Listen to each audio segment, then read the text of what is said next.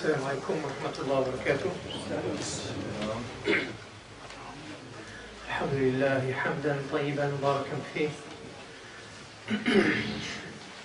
كما ينبغي لجلال وجهه وعظيم سلطانه سبحانه وتعالى، لا نحصي ثناء عليه هو كما أثنى على نفسه.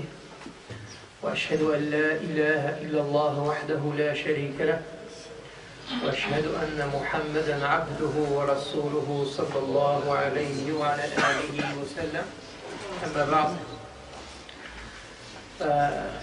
إخواني وأخواتي، نسأل الله عز وجل ابتداء كما جمعنا في هذا المسجد أن يحشرنا جميعا في زمرة رسول الله صلى الله عليه وسلم في أعلى الجنة. نسأل الله يبارك فينا جميعا، يبارك في إيماننا وفي أهلنا وفي أموالنا وفي أوقاتنا. أشكر الإخوة لهذه الدعوة وأشكركم جميعا للحضور، ونسأل الله عز وجل أن يوفقنا جميعا لما يحبه ويرضى. Alhamdulillah, frères et sœurs, tout d'abord, nous avons pour Allah subhanahu wa ta'ala, afin que, comme il nous a réunis ce soir dans cette mosquée, qu'il nous réunisse également dans les plus hauts degrés du paradis. Et qu'il mette la bénédiction dans notre foi, la bénédiction dans notre temps, dans nos familles, dans nos biens, qu'il nous guide vers ce qu'il y a de mieux pour nous dans ce bas monde et dans l'au-delà.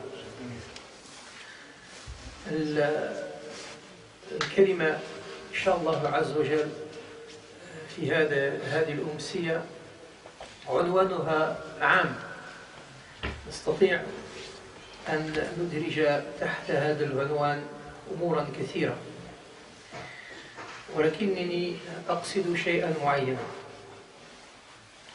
لقد ثبت في السنة الصحيحة أن النبي صلى الله عليه وسلم قال: بدأ الإسلام غريبا وسيعود غريبا كما بدأ فطوبى للغرباء. فنص النبي عليه الصلاة والسلام في هذا الحديث بأن الإسلام بدأ غريبا. غريبا، نعم، وكيف لا؟ في زمان كان الناس يتعاطون المخالفات لشرع الله تبارك وتعالى صباحا ومساء. كيف لم يبدأ الإسلام غريبا وقد بعث النبي صلى الله عليه وسلم داعيا إلى عبادة الله وحده وإلى التوحيد وإلى الإخلاص، حيث إن الناس يشركون بالله ويسجدون لغير الله عز وجل ويذبحون لغير الله عز وجل. طبعا كان غريبا فيما بين الناس.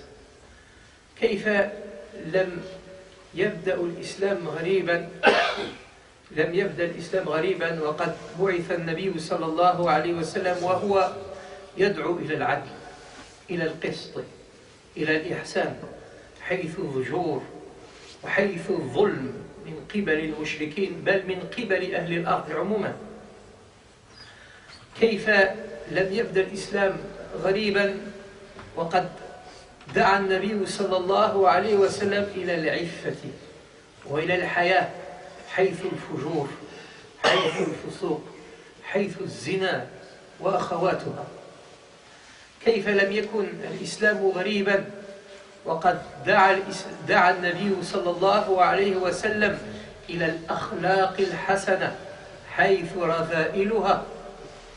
كيف لم يكن الإسلام غريبا وقد دعا النبي صلى الله عليه وسلم إلى الحق وقد غطى الباطل الأفق في أنحاء العالم كله. فلا شك كما بين نبينا عليه الصلاة والسلام بدأ الإسلام غريبا.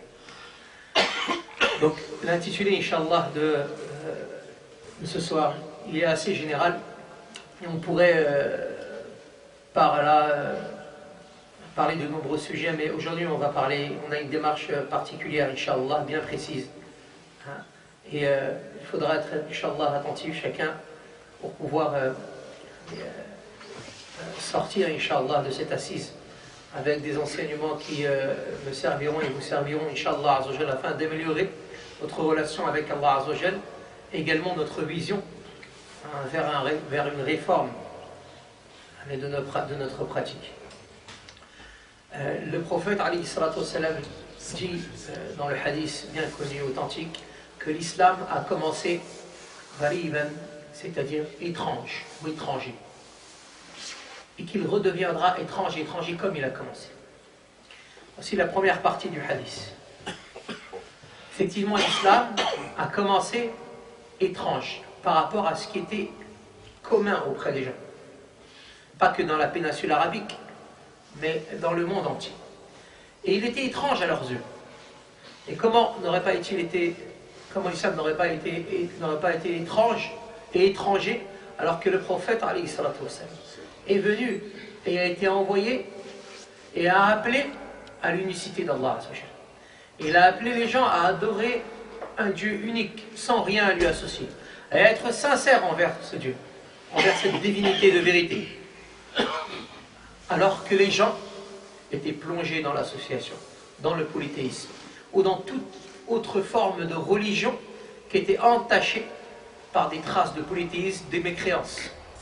Certes, notamment à la Mecque, ce que proposait le prophète sallallahu alayhi wa sallam comme approche de la religion était curieux, était étrange et étranger à ce qu'ils avaient comme pratique. Comment l'islam n'aurait pas commencé étrange et étranger, alors que le prophète sallallahu alayhi wa sallam a été envoyé et il a appelé à la justice, à l'honnêteté, à l'équité, alors que les gens dans cette société de la péninsule arabique et dans le monde entier étaient plongés dans l'injustice, la transgression, l'outrance. Comment l'islam n'aurait pas commencé étrange alors que le prophète sallallahu alayhi wa sallam a été envoyé et a appelé à la pudeur, au respect, alors que la perversité, la luxure, la débauche étaient partout, étaient devenues la norme chez beaucoup de personnes. Et les vices à la norme, les vices à la mode deviennent vertus. Et ils étaient de vertus. Comment l'islam n'a pas commencé étranger alors que le prophète sallallahu alayhi wa sallam a été envoyé et a appelé au bon comportement, à l'éthique, à la bonne morale, alors qu'était répandu le mauvais comportement et la mauvaise éthique et la mauvaise morale. C'est ainsi que notre messager alayhi salatu wassalam a été envoyé et est venu avec cet islam qui aux yeux des gens était étrange et étranger. Na'am, bada al-islamu ghariban wa sayaudu ghariban. حكم آخر صدر من النبي صلى الله عليه وسلم فيوما سيرجع الإسلام إلى ما كان عليه في أيامه الأولى فقال عليه الصلاة والسلام فطوبى للغرباء وطوبى يعني شجرة عظيمة في الجنة أو الجنة عموما فالنبي صلى الله عليه وسلم وهو الصادق المصدوق كل ما يخرج من فيه حق يقول لنا لمن يكون غريبا في يوم يهجر الناس حقيقة الدين يقول لهم لكم الجنة بل لكم منزلة عظيمة عالية في الجنة. Puis le prophète sallallahu alayhi wa sallam dit dans la suite du hadith, et l'islam redeviendra étranger. Et le prophète alayhi wa sallam est le véridique. Il ne parle pas par la passion, mais il est inspiré par la révélation. Il dit qu'un jour viendra, et cela peut arriver dans différentes périodes de l'histoire. Ce hadith ne veut pas dire que ça va arriver. Ensuite, lorsque cette situation existera, l'islam ne redeviendra pas la norme chez les gens, absolument pas. Il dit seulement qu'il y aura des périodes où les musulmans vont redevenir étrangers aux yeux des gens, aux yeux des leurs même. Que celui qui pratiquera sa religion correctement sera étranger même aux yeux de ses proches. Puis il dit alayhi salam, ceux qui pratiqueront leur religion, ceux qui se rendront à leur religion ce jour-là, il dit Tawba lil ghuraba. Et Tawba, soit c'est un grand arbre réservé aux gens du paradis, dans les hauts degrés, ou soit c'est le paradis en soi. Donc le prophète sallam nous promet. Et le prophète sallam ne parle pas par passion, et ses promesses sont toujours tenues. car elles sont inspirées d'Allah subhanahu wa ta'ala, que le paradis sera réservé, les hauts degrés au paradis même seront réservés à qui? À ceux qui, ce jour-là, seront étrangers, alors que les gens auront émigré la religion, l'auront délaissé. طيب الذي نريده أيها الإخوة هو أن نتساءل معا إذا كان هذا الإسلام العظيم بدا غريبا لقد أزال النبي عليه الصلاة والسلام هذه الغربة بفضل الله تعالى وتوفيقه، وذلك في أيامه، واستمر الأمر قرونا بعد وفاته عليه الصلاة والسلام. أزيلت هذه الغربة، أصبح التوحيد أصلا عند الناس، أصبح القسط والعدل أصلا عند الناس، والعفة والحياة والأخلاق الحسنة. ولو خالف بعض الناس في جزئيات هذه الأمور، لكن المتعارف عند الناس هو أن التوحيد هو الحق، وأن الأخلاق الحسنة مقصودة على كل حال. فأزيلت هذه الغربة بفضل الله تعالى. فالذي ينبغي أن نتأمل فيه هو أن نقول كيف أزيلت؟ ما هي الوسائل التي وظفها النبي صلى الله عليه وسلم في سبيل إزالة هذه الغربة، في سبيل تطبيق هذا الدين على الوجه الذي يرضي الله تبارك وتعالى؟ ما الذي وظفه؟ ما هي الوسائل التي استخدمها عليه الصلاة والسلام؟ لأن كما قال الإمام مالك رحمه الله: لا يصلح آخر هذه الأمة إلا ما صلح به أولها. وهذه الكلمة حق، فلا بد من الرجوع إلى الشرب الأول.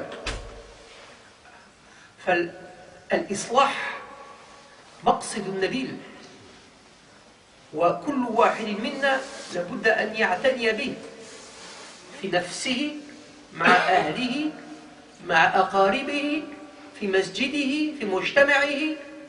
الإصلاح مقصد نبيل مشى عليه الأنبياء والرسل والصالحون. Mais la question qu'on peut se poser par rapport à ce hadith, et c'est ça qui est important aujourd'hui, c'est de se dire, cette étrangeté, le prophète sallallahu alayhi wa sallam, par la permission d'Allah, il l'a effacée. Et l'islam est devenu la norme. Le tawhid, l'unicité d'Allah, est devenu la norme chez les gens. La justice, l'équité est devenue la norme. La pudeur, le bon comportement, l'éthique, toutes ces belles valeurs sont devenues une norme. À l'époque du prophète sallallahu alayhi wa sallam, mais également durant les siècles qui ont suivi sa mort. Même si ici et là il pouvait y avoir quelques outrepassements de limites, mais auprès des gens, on savait que les références, les valeurs étaient celles-ci que le prophète sallallahu alayhi wa sallam a laissées à sa umma. La question que l'on peut se poser, c'est quels sont les moyens que le prophète sallallahu alayhi wa sallam a utilisés pour effacer cette étrangeté? Qu'a-t-il mis? Quels sont les outils qu'il a mis à disposition de ce travail qui a permis à cette réforme? Enfin, la réforme, c'est un objectif noble, un objectif qui doit être constant. Se réformer nous-mêmes dans notre relation personnelle avec Allah subhanahu wa ta'ala à travers une spiritualité pure. Se réformer notre famille, réformer notre entourage, notre mosquée, réformer nos sociétés. Le musulman doit être utile dans cette réforme. Personne d'entre nous doit négliger le rôle qu'il peut jouer dans l'intérêt de la religion. Donc, chercher ces outils, chercher ces modes que le prophète sallallahu alayhi wa sallam a mis à disposition de l'effacement de cette étrangeté à son époque sont essentiels. Car comme dit l'imam Malik, rahimahullah, ne réformera les derniers que ceux qui a réformé les premiers. On doit revenir à la première source. Pourquoi? Parce qu'il n'y a que le décor qui change. Il n'y a que l'entourage qui change. Il n'y a que l'environnement autour de nous qui change. Mais les hommes, ce sont les mêmes avec leurs sentiments, avec leurs bons et mauvais comportements, avec leurs émotions. C'est les mêmes hommes. Les péchés sont les mêmes. Les bonnes actions sont les mêmes. Faire 2 unités de prière sous une tente dans le désert ou le faire dans un building ou un building au 100e étage. Il n'y a que l'entourage qui change. Mais la prière, ce sera la même. La relation avec Allah, ce sera la même. Donc ces belles références que le prophète sallallahu alayhi wa sallam a laissées, ça a légué après sa mort, hein, ça reste le canoë de sauvetage pour le salut dans ce bas monde et dans l'au-delà. فجاءت في بعض الرواية أن الصحابة رضي الله عنهم سألوا النبي صلى الله عليه وسلم فقالوا من هم يا رسول الله؟ من هؤلاء الغرباء؟ فقال عليه الصلاة والسلام في رواية من يصلح إذا فسد الناس. من يصلح هو بذاته إذا فسد الناس. وجاءت في رواية أخرى هم الذين يصلحون ما أفسد الناس من سنتي. وفي رواية أخرى أناس صالحون قليل في أناس سوء كثير. وجاء قيد آخر لهذه الرواية من يعصيهم أكثر ممن يطيعه. فنستطيع أن نستخلص قسما مشتركا بين هذه الروايات كلها تصور لنا الخصال التي يمتاز بها هؤلاء الغرباء، وهم الصلاح والإصلاح والاستقامة. الصلاح في نفسك، والإصلاح أي تدعو إلى الخير، تدعو إلى الإصلاح، الرجوع إلى الحق، والاستقامة. Dans certaines versions du hadith, les compagnons ont dit au messager d'Allah sallallahu alayhi wa sallam, Ya Rasulullah, qui sont ces ghuraba, qui sont ces étrangers, ces personnes étranges, qui sont-ils? Afin qu'on leur ressemble, afin qu'on cherche à les imiter, afin qu'on superpose notre vie à ce qu'ils sont. Et le prophète sallallahu alayhi wa sallam a dit, dans une des versions du hadith, ce sont des gens vertueux, parmi des gens pervertis. Et dans une autre version, il dit, ce sont des gens qui vont appeler à la réforme vers la vertu et qui vont réformer ce que les gens ont perverti de la sunna. Et dans une autre version, il dit, alayhi salatu wa salam, ce sont des gens d'un petit nombre vertueux, parmi des gens d'un grand nombre pervertis. La plupart d'entre eux leur désobéissent et ne leur obéissent pas. Donc si on regroupe toutes ces paroles du prophète sallallahu alayhi wa sallam, on peut extraire une matière qui va nous permettre de identifier cette catégorie de gens. Ces ghuraba, c'est tout d'abord des gens qui sont vertueux. La vertu ici dont nous parlons, c'est avoir une relation vivante, une relation intime, forte avec Allah Azza wa Jalla, une relation personnelle. Donc c'est des gens vertueux et des gens qui appellent à la vertu. Des gens qui sont utiles à la Ummah, qui sont dans la réforme, qui appellent au bien et qui sont fidèles à leur religion. Et la troisième, c'est l'istiqama, c'est la droiture. C'est des gens qui sont droits et réguliers dans leur pratique religieuse. هؤلاء الغرباء. طيب إذا فهمنا هذا نستطيع أن ننطلق إلى محطة أخرى من كلامنا فنقول كلنا متفقون على أن دعوة الحق هي دعوة القرآن والسنة.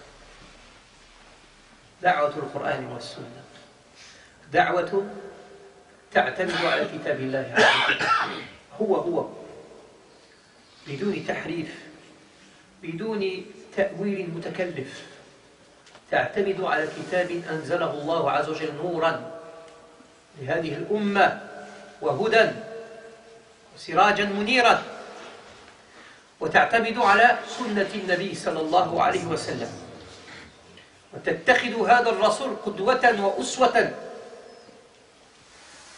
ولكن إذا اتفقنا على ذلك، على ما سنعتمد، على أي قوة سنعتمد لننصر هذه الدعوة، دعوة القرآن والسنة، على أي قوة.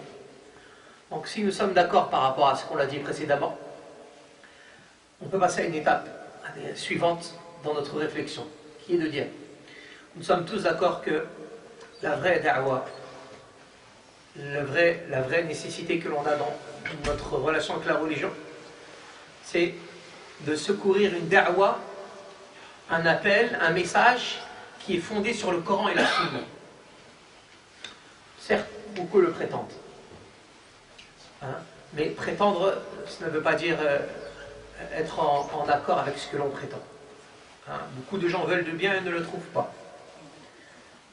Et beaucoup de gens veulent du mal et le diffusent auprès des gens. Donc, cette da'wa du Coran et de la Sunna, c'est celle qui est attachée au livre d'Allah, celui qu'Allah a descendu comme guidé, comme lumière, comme orientation. Et se cramponner au livre d'Allah dans ce qu'il est. Il lui donnait son rôle dans notre vie. Comme se cramponner à la sunna du prophète sallallahu alayhi wa sallam et prendre le message d'Allah comme modèle et exemple. Déterminer la da'wa du Coran et de la sunna, ce n'est pas notre sujet ce soir. Mais nous sommes tous d'accord sur le principe en soi-même. La question qu'on peut se poser, c'est sur quoi allons-nous nous reposer pour secourir cette da'wa, pour réformer. On est d'accord que les musulmans ne sont pas à leur place. On n'est pas ce qu'on devrait être. On n'est pas à l'image de la grandeur de notre religion.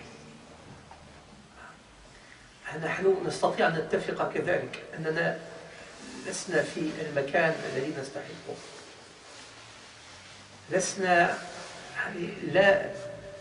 لسنا على الوجه الذي يعاكسه ديننا في الحق. هناك فرق شاسع بين هذا الدين وبين أصحابه، ونرى ذلك ونشاهده في العالم. لا أتحدث عن مستوى هذه المدينة وهذه المنطقة، الكلام عام جدا. Donc nous sommes d'accord qu'on n'est pas à l'image de la grandeur de cette religion. Alhamdulillah, nous sommes musulmans. Cette démarche de réformer, de revenir à notre rang. Et le rang, c'est celui qui a l'image de la grandeur de notre dîn, de notre religion. Pour revenir, pour qu'on ait cet objectif, pour qu'on ait ce souci, et on doit l'avoir, il faut bien se reposer sur une force. Il faut bien se reposer sur une énergie. فما هي الطاقة؟ فما هي القوة التي ينبغي أن نعتمد عليها لندعو إلى الكتاب والسنة، لندعو إلى هذا الدين، لتنهض هذه الأمة من جديد؟ أهي الأموال؟ أهي الذهب والفضة؟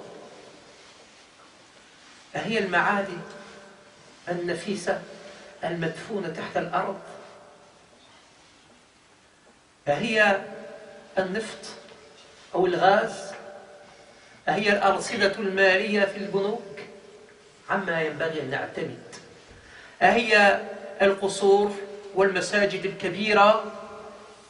عما ينبغي أن نعتمد. أينبغي أن نعتمد على الفن والفنانين؟ هذا هو الحل؟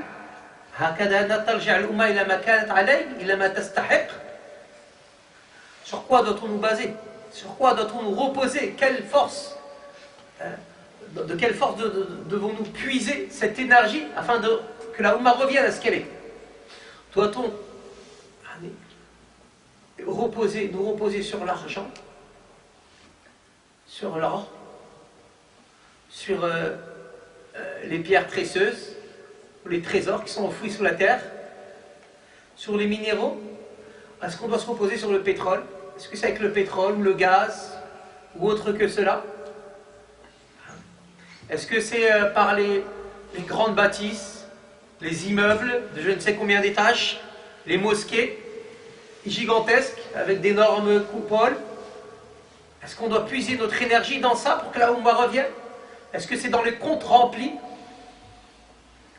Est-ce que c'est dans les artistes? On doit revenir à eux pour que la Ummah revienne dans l'art? Sur quoi doit-on nous baser? Dans ce qu'on vient de citer, il y a des choses qui sont utiles. Nous, on parle d'ordre d'importance et de priorité. Comment répondre à cette question? كيف نجيب عن هذا السؤال؟ نرجع إلى الشرب الأول نرجع إلى مكة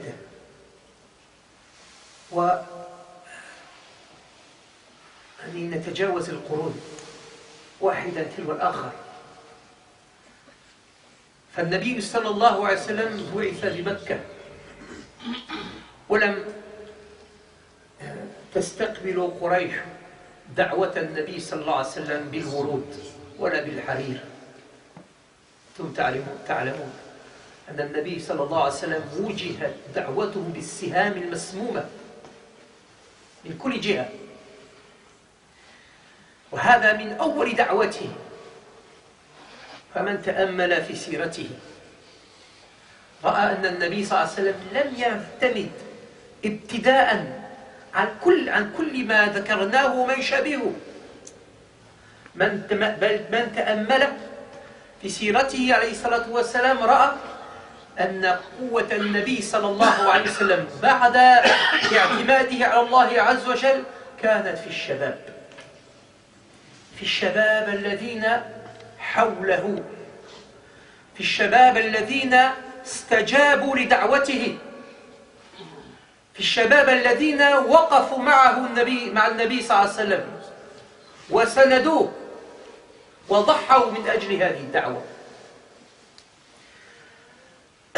مصير هذه الأمة مرهون بسؤال كبير، وهو: ما هي أحوال شبابنا؟ ما هي مشاربهم؟ ما هي أهدافهم؟ بمن يقتدون؟ ما الذي يؤثر فيهم؟ مصير هذه الأمة مرهون بالإجابة عن هذا السؤال. Si on veut une réponse à cette question, on a la nécessité de revenir à la première source, revenir au modèle du prophète sallallahu alayhi wa sallam. Tout ce qu'on a cité comme énergie, comme force, ça existe, on ne le nie pas. Mais l'ordre de priorité est essentiel. Et quand on médite sur l'époque du prophète sallallahu alayhi wa sallam, quand on voyage à travers les siècles, et qu'on revient à la Mecque, on sait que le prophète sallallahu alayhi wa sallam, dès qu'il a appelé à l'islam, dès qu'il a invité les gens à cette vérité, on ne l'a pas accueilli avec des roses, on ne l'a pas accueilli en lui jetant des fleurs, avec des parterres de soie. Non. Le prophète sallallahu alayhi wa sallam, on lui a envoyé des flèches empoisonnées. Les injustices, les exactions faisaient partie du commun du prophète sallallahu alayhi wa sallam. Mecca, je parle des dignitaires, ont été hostiles à l'invitation du prophète sallallahu alayhi wa sallam vers une vie meilleure dans ce bas monde et dans l'au-delà. Tout ce qu'on vient de citer existait sous une autre image à l'époque du prophète sallallahu alayhi wa sallam. Mais sur quoi s'est basé le prophète sallallahu alayhi wa sallam? Où a-t-il puisé sa force alayhi salatu wa sallam?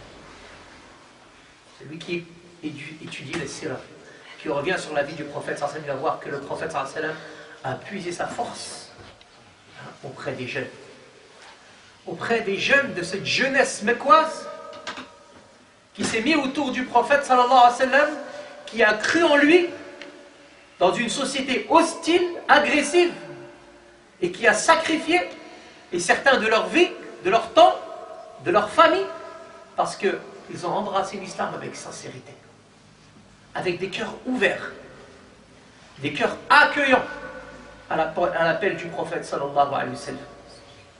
Ces jeunes ont été la force principale, après sa confiance en Allah, parlant du prophète alayhi wa sallam, sur laquelle s'est reposé le prophète sallallahu alayhi wa sallam dans sa da'wa, dans sa réforme. Il a réformé une société, il a réformé un monde. Quand on étudie l'histoire et on sait jusqu'à où est allé l'islam, il a réformé une grande partie de ce monde. Et cette réforme a commencé par un homme et des jeunes autour de lui. Des jeunes. من الشباب؟ ما هم الشباب؟ ما هو التعريف الذي نستطيع أن نتفق عليه؟ ثم هل اعتنى القرآن بالشباب؟ هل كان هذا الذي وقع في أيام النبي صلى الله عليه وسلم غريبا، شيء يعني فريدا؟ ثم ما هي أحوال الشباب. Donc, la question qu'on peut se poser, c'est quelle est la définition du jeune? Qui sont ces jeunes? Quelle est la définition dont on peut convenir? Puis, est-ce que le Coran lui-même a donné de l'importance aux jeunes? Ou ce que l'on vient de citer concernant notre prophète sallallahu alayhi wa sallam, c'était propre à lui, hein? C'était singulier parmi les histoires des autres prophètes et les autres récits. Puis, nous devrons savoir également quel est l'état de nos jeunes.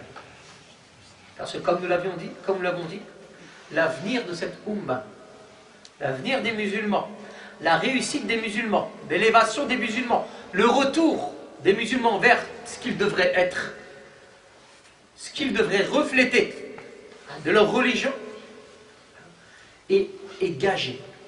On est en gage de quoi? De la réponse d'une question, à une question. Cette question est: quel est l'état de nos jeunes? Quelles sont leurs sources? Quels sont leurs objectifs? Où puissent-ils leur énergie? Où puissent-ils leur connaissance? Quel est l'ordre de leur valeur, de leur représentation? Quel est leur modèle? L'avenir de cette Ummah, il dépend de la réponse de cette question. C'est pour ça que le prophète alayhi salatu wa salam n'a pas négligé. الشباب أيها الإخوة نستطيع أن نعرفه تعريفين. التعريف الأول هو العام والمشهور، أنه يبدأ من سن المراهقة تقريبا 13 سنة أو 4 أو أقل أو أكثر، ما لا نحتاج إلى تحديد، وقد ينتهي إلى 40 سنة.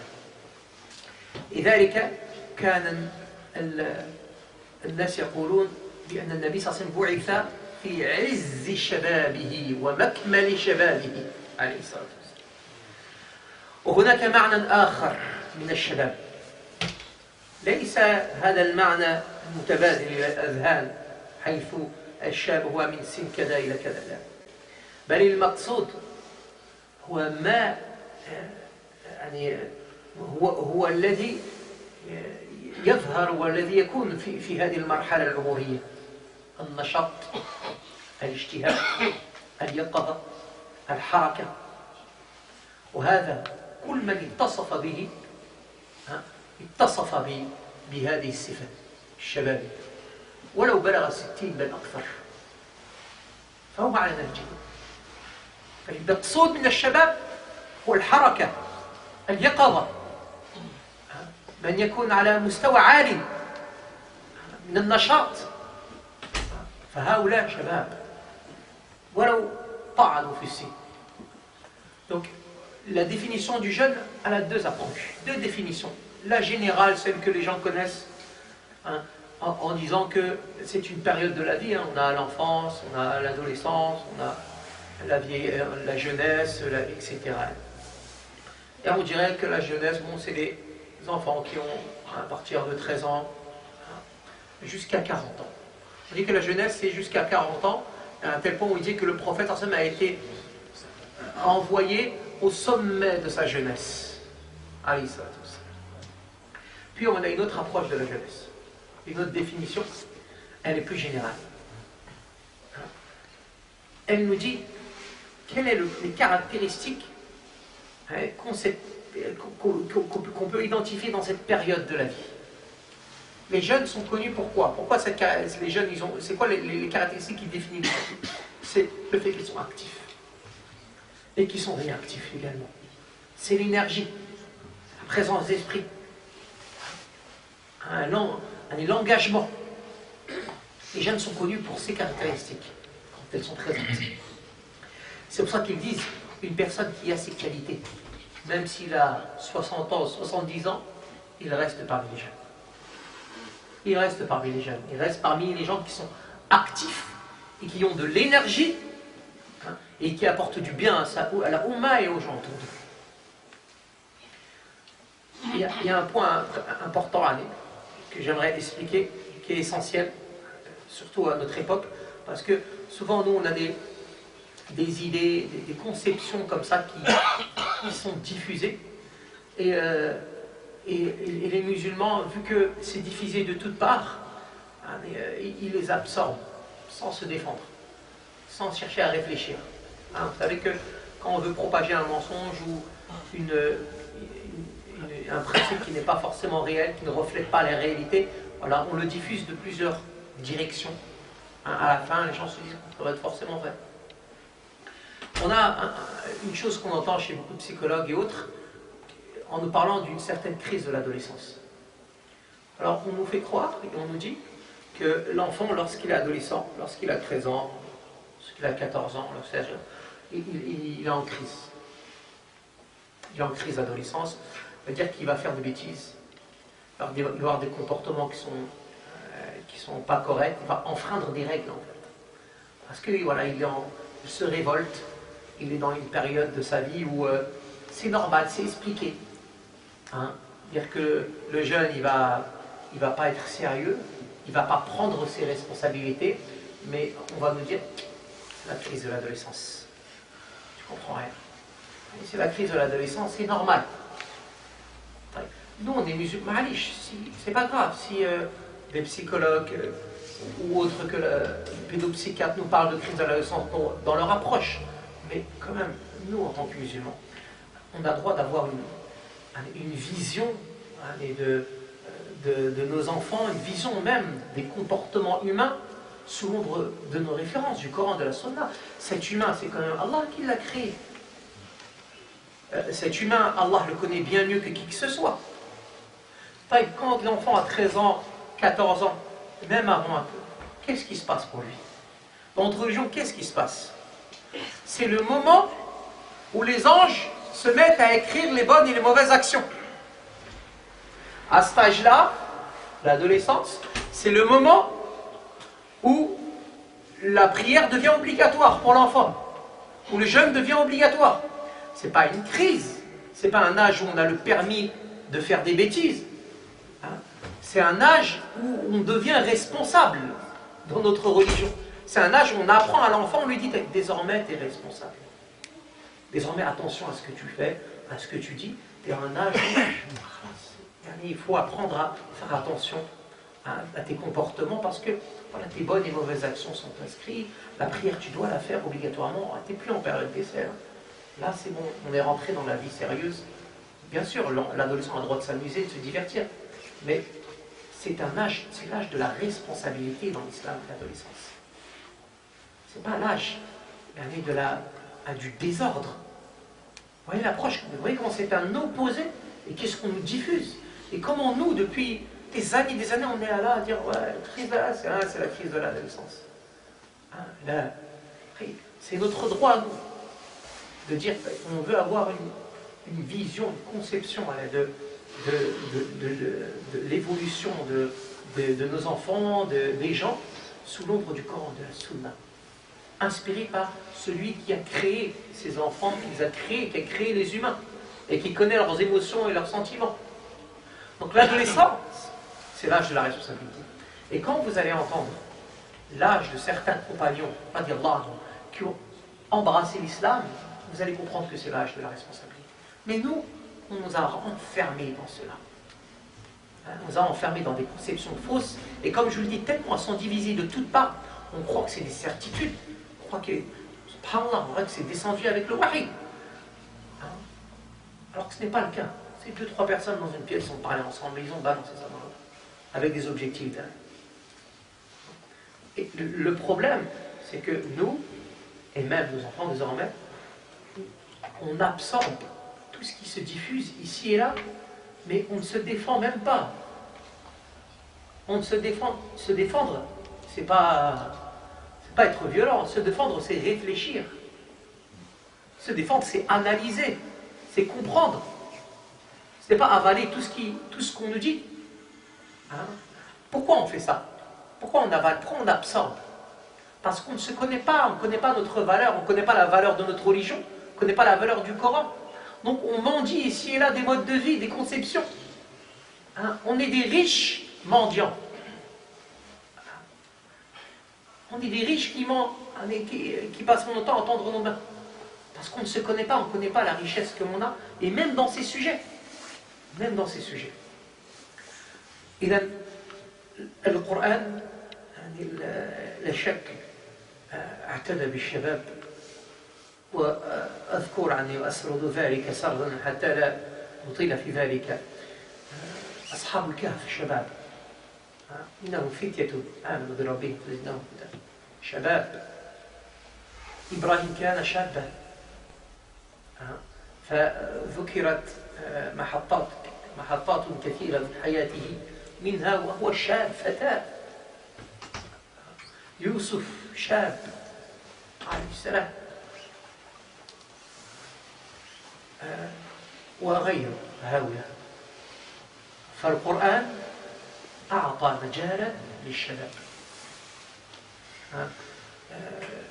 Le Coran a-t-il donné une place aux jeunes? Sont-ils présents? Oui. On va citer ça rapidement, Inch'Allah.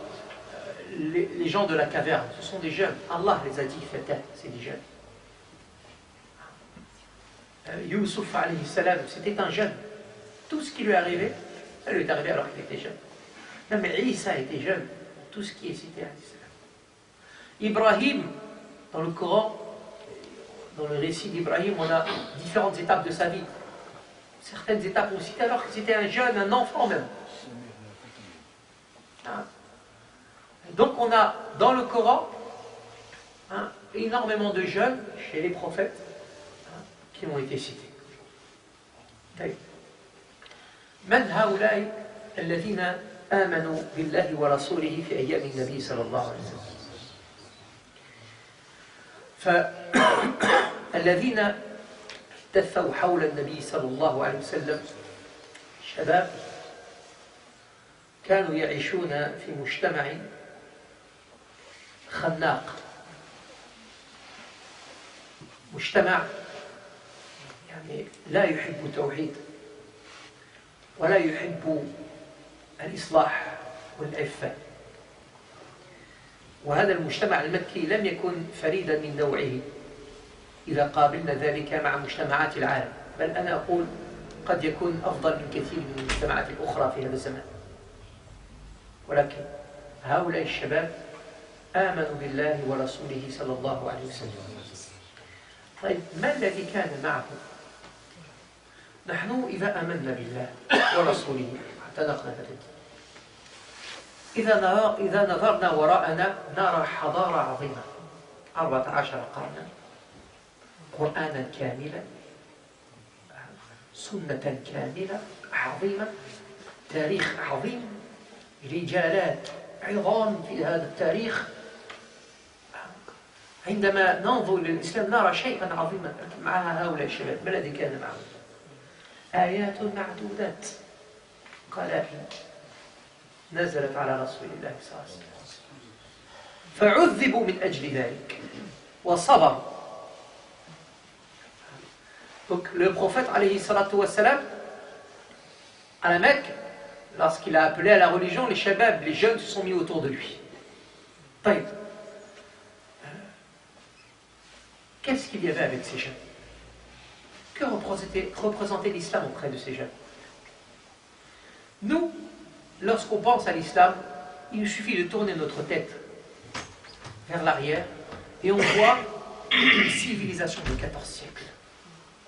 On voit un Coran entier. Un Coran, la parole d'Allah, qui est une lumière et une guidée. On voit une sunna et des enseignements prophétiques. Et on voit, comme on l'a dit, une civilisation incroyable. Une histoire gigantesque. Donc nous, quand on regarde l'islam, on voit quelque chose de gigantesque. C'est énorme.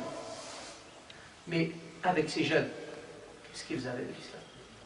Que représentait l'islam? Un homme avec quelques versets qui étaient descendus. Quelques versets qui étaient descendus ici, là. Et Wallahi, la foi, si elle pénètre dans le cœur correctement, et elle se mélange au sang et à la chair, elle permet à celui qui l'a adopté de réaliser des choses exceptionnelles. Enfin, les gens ont embrassé l'islam, et c'était déjà. أبو بكر رضي الله عنه كان يعني أسلم وهو تجاوز 37 من العمر، وعمر يعني 3، وعثمان يقارب ذلك، ولكن علي رضي الله عنه أسلم وهو ابن 8 أو 10 سنوات. ولكن عبد الله بن مسعود أسلم وهو ابن 14 سنة. ولكن جعفر بن أبي طالب أسلم وهو ابن 18 سنة. ولكن سعد بن أبي وقاص أسلم هو ابن 17 سنة. ولكن طلحة بن عبيد الله أسلم وهو ابن 11 سنة.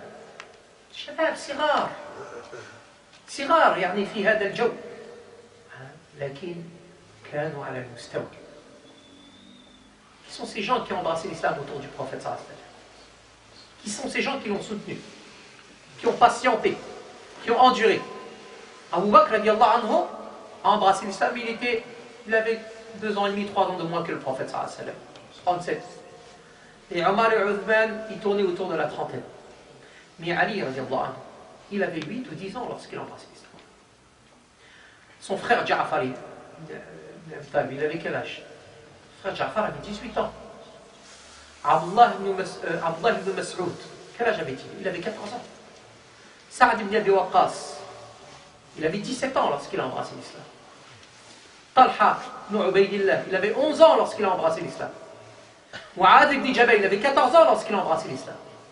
Des jeunes, plus jeunes que vous ne le pensez. Ils ont embrassé l'islam et ils ont soutenu le prophète sallallahu alayhi wa sallam fidèlement pendant sa vie et après sa mort.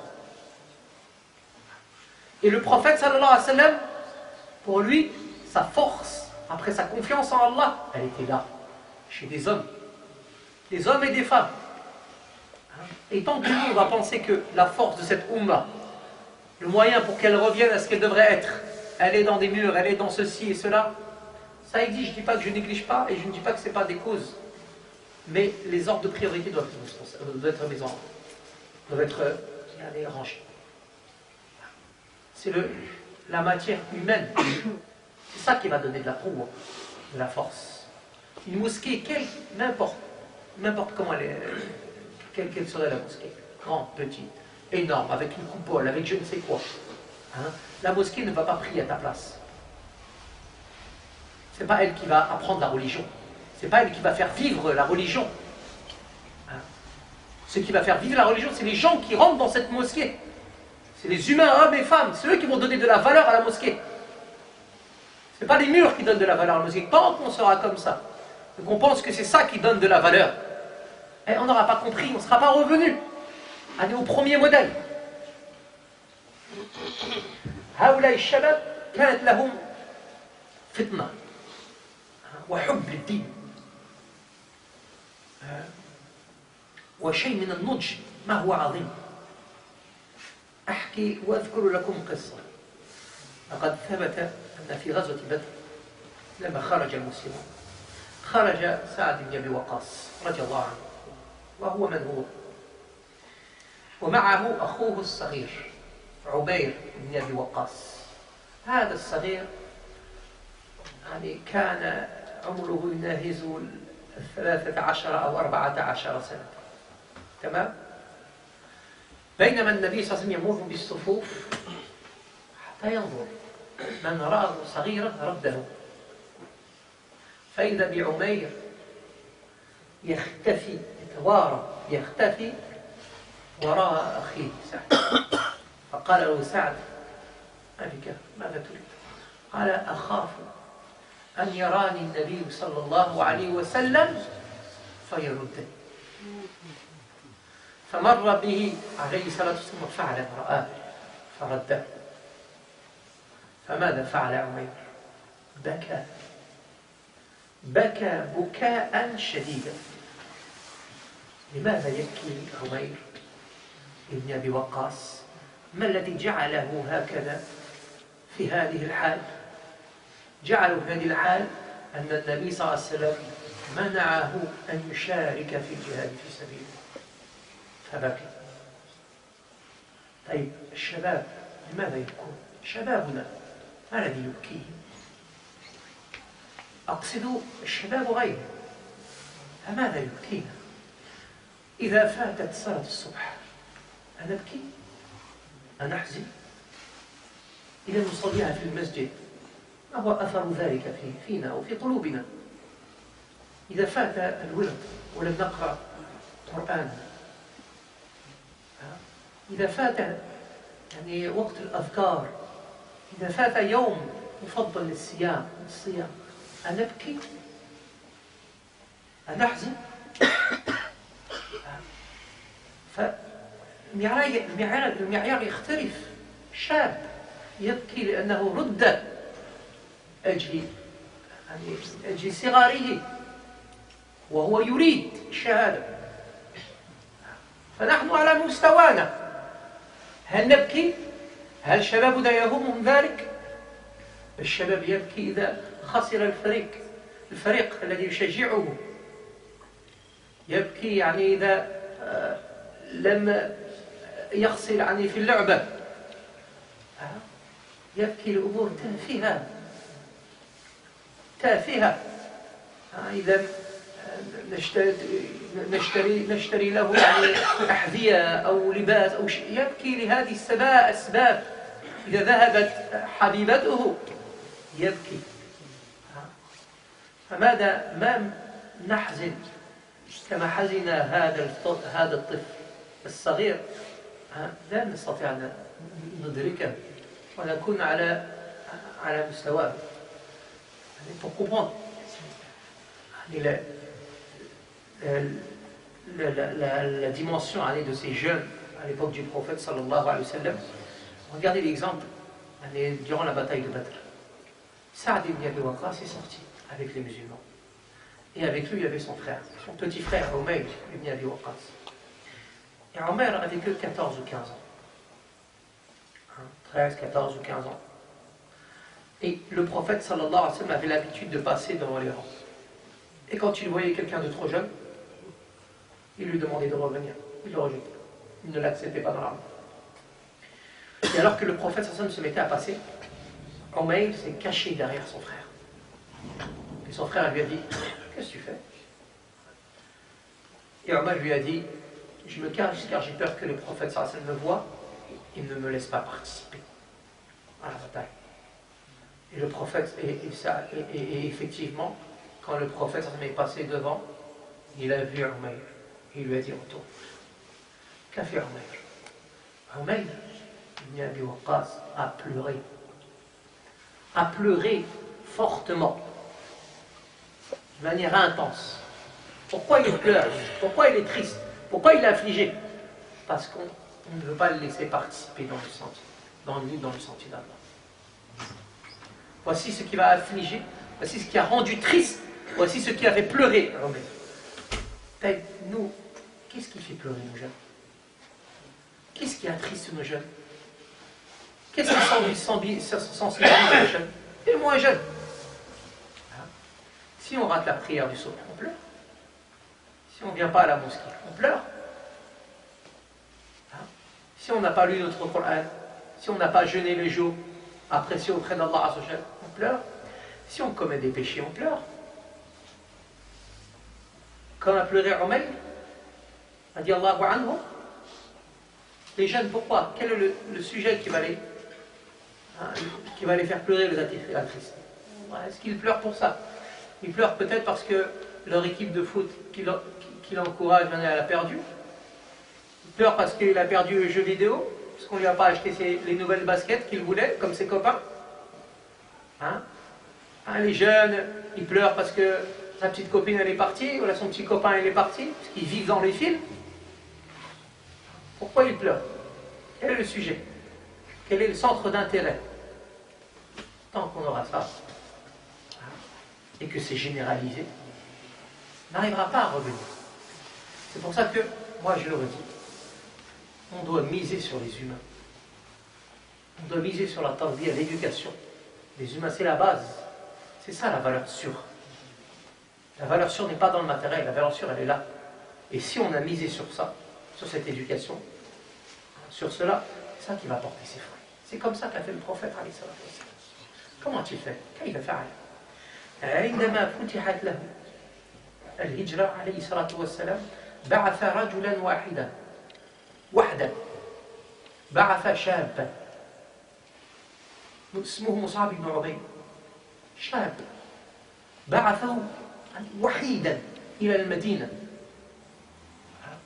وكان الجو في مكة يعني خلاص انتهى لم تبقى للنبي صلى الله عليه وسلم يعني فرص وخيوط حتى يستطيع أن ينسج شيئا يعني في دعوته ففتحت له المدينة يبعث رجلا واحدا ليمهد مجيئه عليه الصلاة والسلام جعل هذا الدين ومستقبل هذا الدين في عنق هذا الرجل. ماذا فعل مصعب؟ اجتهد دعا فما من بيت إلا دخل فيه الإسلام أو سمعوا شيئا من الإسلام فيه. فلما هاجر النبي صلى الله عليه وسلم وجد أهل المدينة كقلب واحد يحبونه حبا شديدا ولم يروه. فمصعب كان على المستوى. فالنبي صلى الله عليه وسلم وضع ثقته فيه ومصعب كان على مستوى هذه الثقة التي وضعها النبي صلى الله عليه وسلم فيه. Regardez l'exemple de la relation que le prophète a avec les jeunes.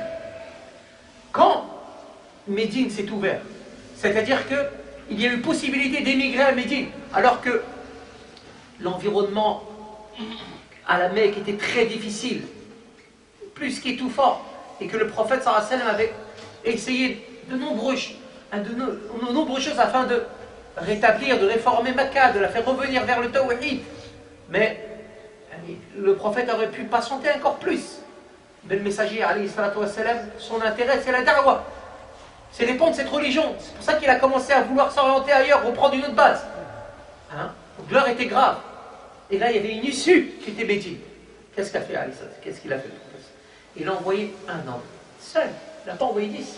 Il n'a envoyé qu'un homme. Qui est-il envoyé? Il a envoyé Abu Bakr et Omar. Il a envoyé les grands compagnons. Il a envoyé un jeune. Mus'ab ibn Umayr, un jeune. Il lui dit, va à Médine. Lis-leur le Coran, apprends leur islam. Prépare ma venue. Quand il est parti, les Médinois n'avaient pas cru. Il n'y avait qu'une petite poignée. 80 personnes comme ça qui avaient cru dans toute une ville. Le travail n'était pas fait. Mus'ab est parti seul à Médine. Et un an est passé. Il n'y avait pas une seule maison où l'islam n'était pas rentré. Et tout le monde avait entendu parler de l'islam. Et quand le prophète sallallahu alayhi wa sallam est arrivé à Médine, les Médinois ont accueilli le prophète sallallahu alayhi wa sallam comme un seul et même cœur. Ils croyaient en lui et ils l'aimaient alors qu'ils ne l'avaient jamais vu. Pour la plupart d'entre eux. Ça veut dire quoi ça? Ça veut dire que le prophète sallallahu alayhi wa sallam a su faire confiance à un jeune. Mais en même temps, le jeune a été à la hauteur de la confiance que lui a accordée le prophète sallallahu alayhi wa sallam. Ça doit fonctionner comme ça. Des gens qui font confiance aux jeunes, mais les jeunes qui sont là, qui gardent leur place, Mus'ab, il n'est pas parti dans une autre ville, il a fait ce que le prophète lui a dit, il a été sérieux. Et le prophète a fait confiance. Alayhi salatu wa salam. Voici ce qui a été à l'époque du prophète sallallahu alayhi wa sallam, et je le répète, c'est un élément important. On va conclure, Inch'Allah, avec 3 éléments, 3 choses. Le sujet est long. نستطيع أن نقول نعطي بعض الأمور حتى نخرج يعني من هذا المسجد بخطة نستطيع أن نطبقها. الخطة تبدأ بتشخيص الداء ثم بالإتيان بالعلاج. لابد من هذا. Avant de sortir, Inch'Allah Azzawajal, on va essayer au moins de donner une forme de solution, un plan à suivre. Et pour réformer, il faut tout d'abord détecter. Il faut détecter le mal, détecter les anomalies, pour pouvoir apporter ensuite le remède qui convient. Pour pouvoir apporter le remède qui convient. بن ما الذي هو السبب الذي جعل هذا الشباب على هذا المستوى؟ أقول لك إخوة الكرام، نحن نعاني من مصيبة وهو التقليد الأعمى، وهذه المصيبة معروفة من قديم الزمان. فإن الله عز وجل وهو يحكي ويذكر أحوال الأنبياء مع أقوامهم فيجيب، ونرى أن إجابة هؤلاء الذين كفروا بالأنبياء يستطيع أن يدور حول محور واحد، وهو إنا وجدنا آباءنا على أمة وإنا على آثارهم لمهتدون. ما سمعنا بهذا في آبائنا الأولين. فالتقليد الأعمى جعل الكبار والصغار فيما نحن فيه. باسم التقليد الأعمى انتشر الشرك في هذه الأمة، وأنا لا أبالغ، لكن الواقع هو الذي يبالغ. هذا الذي نراه ويخالف حقيقة التوحيد مثل الوقوف عند القبور والطواف حولها والاستغاثة بالأموات وكل هذه المخالفات الواضحة تمارس في أنحاء العالم كله بدون استثناء باسم التقليد الأعمى. وديننا يدعونا إلى أن نفكر. كثير من البدع انتشرت في أنحاء العالم كله، مخالفات لسنة النبي صلى الله عليه وسلم باسم التقليد الأعمى. حتى بعض الأمور هي معاصي واضحة، ذنوب جلية لا يختلف به اثنان، تمارس على باسم العادات والتقليد الأعمى. نرى ذلك في احتفالات الزواج وفي أمور أخرى، في تقسيم الميراث أحيانا باسم العادة والتقليد الأعمى. فهذا الأمر خطير جدا. شبابنا في هذا البلد وقعوا في مثل ذلك، لكن في صورة أخرى.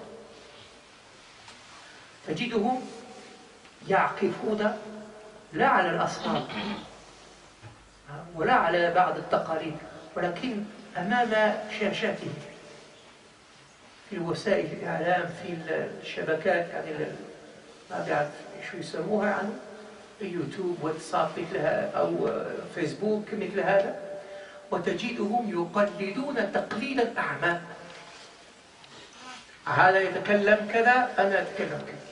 هذا له إشارات كذا، تساوي إشارات نفس الإشارات. يحب كذا، أنا أحب كذا. يلبس كذا، ألبس كذا.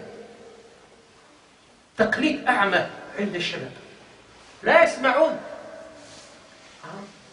ويرون، يتخذون هؤلاء الجهال، هؤلاء المجهولين، جهال ومجهولين في نفس الوقت لا نعرفهم، يتخذون قدوة وأسوة في الحياة. هذا من الأمور التي تفسد شبابنا. Parmi les choses qui ont causé de nombreux dommages à cette Ummah depuis le temps, c'est le fait, c'est l'imitation aveugle. Au nom des traditions, l'imitation aveugle, sans réflexion. On a une religion qui nous pousse à réfléchir, qui nous pousse à méditer. Les gens imitent, reproduisent des modèles. Et quand on voit que le prophète, quand on voit que le Coran relate les récits des prophètes, tous les prophètes qui sont cités dans le Coran, on peut, dans la réponse des peuples qui ont mécru au message des prophètes, trouver un socle commun, qui peut être dans les versets où Allah dit « Nous avons trouvé nos aïeuls, nos ancêtres, sur un mode de vie, sur une pratique, et nous les suivrons. » Ou sinon il disait « Nous n'avons pas entendu cela chez nos anciens, chez nos ancêtres. Nous n'avons jamais entendu cela. » Et ainsi de suite. Ils ont repris du prophète sallallahu alayhi wa sallam. cette cause-là. Abu Talib a refusé d'embrasser l'islam, alors que le prophète sallallahu alayhi wa sallam est venu, il lui a dit Ya Am, qul kalimatan la ilaha illallah, ashhadu laka bika yawm indallah. Il lui a dit oh mon oncle, dis une parole, dis la ilaha illallah, je témoignerai auprès de toi, auprès d'Allah avec cette parole. Je dirai que tu l'as dit, je l'ai entendu. Et Abu Jahl et Abdullah ibn Umayya à leur dire ah, tu vas délaisser la voie de ton père, Abdul Muttalib, de tes ancêtres. Ils n'ont cessé de leur dire ça jusqu'à ce qu'il mourut en disant sur la voie de Abdul Muttalib. Alors qu'ils savaient pertinemment que le prophète était véridique. L'attachement aveugle, la suivi aveugle. Ça a causé des pertes. Et jusqu'à nos jours, une fois de plus, moi je ne veux pas exagérer, mais c'est une situation qui est exagérante. Jusqu'à nos jours, des pratiques qui sont du shirk clair, et ça qui contredisent le tawhid, se contredisent ce pourquoi est venu le prophète sallallahu alayhi wa sallam, sont pratiqués dans le monde musulman. On a des croyances en des saints, s'ils le sont, ils tournent autour des tombes, ils sacrifient auprès d'eux, ils diffusent des croyances, ils font des invocations, ils font plein de choses. Ils appliquent des lois qui ne sont pas celles d'Allah, plein de choses qui sont en contradiction. Au nom de quoi? La tradition. Ah, on suit ce que les gens faisaient. C'est la coutume. Plein d'innovations se sont répandues dans la Ummah qui contredisent la sunna du prophète sallam au nom de la tradition et la coutume. Ensuite, ah, les gens faisaient comme ça dans le village, donc on fait comme ça. Même des péchés sont devenus des traditions et les gens les défendent coûte que coûte. Dans les mariages, dans la distribution de l'héritage. On prive parfois des femmes de leur part parce que c'est comme ça qu'on fait. Ça existe dans certains coins du monde. Au nom de la tradition, au nom de la suivi aveugle. C'est de ça que je parle. Nos jeunes, ils ont un autre problème, d'un autre registre, d'un autre cadre, parce que les sociétés évoluent. Nos jeunes, ils ne sont pas autour d'une statue ou là d'une tombe. Nos jeunes, ils sont en face d'un écran. Nos jeunes, ils sont influencés par ce qu'il y a derrière cet écran. Ils prennent en modèle dans les réseaux, dans les YouTube, comment on appelle ça, Facebook et autres. Ils prennent en modèle des gens qu'ils ne connaissent pas. Ils disent ça, ils répètent la même chose. Ils se coiffent comme ça, ils se coiffent pareil. Il parle, il raconte sa vie. Moi, je suis comme ça, je pense ça. Ben, c'est pas mal ce qu'il dit. Qui est-il? Qu'est-ce qu'il représente? Il va s'habiller d'une manière. Ils font des gestes avec leurs mains comme ça. Ils les reproduisent. Que veut dire ce geste? Je ne sais pas, j'ai vu un tel le faire. Ils disent des expressions, ils les reproduisent. Hey, c'est les enfants des musulmans, ça. C'est les enfants des musulmans, ils viennent à la mosquée, ils reproduisent. Ils suivent. On a trouvé les gens dire ça derrière l'écran. Les gens disent ça. Elle dit ça, c'est ce qu'on fait. Le shaitan, il ne change pas une méthode qui marche. Ça marche, il recommence, il ne se casse pas la tête. Ça, c'est un problème. On ne peut pas avancer comme ça sans modèle. On ne peut pas avancer comme ça. On est perdu. Ça, c'est un problème qu'on retrouve chez nos gens. Parce qu'il y a un manque. Ils font ça parce qu'il y a un manque. Il y a une réponse qu'on peut donner, qui est claire par rapport à ça. نستطيع أن نجيب بشيء واحد وهذا للكبار والصغار من أراد أن يقلد بدون أن يفكر يقول في نفسه وأنا أقول له هل تستطيع أن تقلد وهل تستطيع أن تتبع فلانا أو علان الذي تتمسك به وبسيرته بعد الموت؟ هل أنت مستعد أن تحاسب حسابه؟ هل أنت مستعد أن تخلد حيث يخلد؟ إذا قلت نعم فنسأل الله السلام. أنا أستطيع أن أفعل ذلك لشخص واحد وهو رسول الله صلى الله عليه وسلم. أنا أستطيع أن أقول نعم أنا مستعد أن أتبع النبي صلى الله عليه وسلم بعد الموت وأن أحاسب حسابه وأخلد معه حيث يخلد. أستطيع لأن على يقين أنه في الجنة بل في أعلى الجنة. ولكن هؤلاء La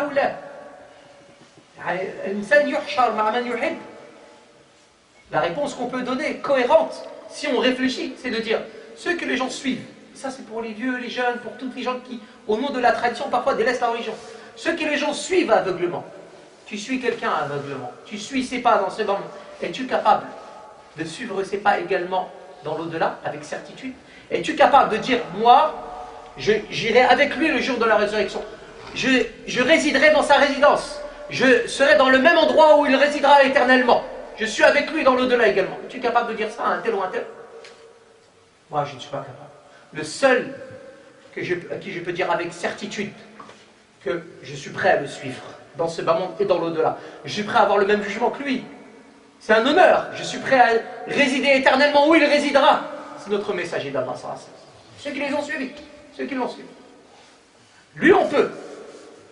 Qui est prêt à suivre un tel ou un tel? On sera ressuscité avec les gens qu'on aime, les gens qu'on suit. Donc ça, c'est un réel problème dans cette Oumma.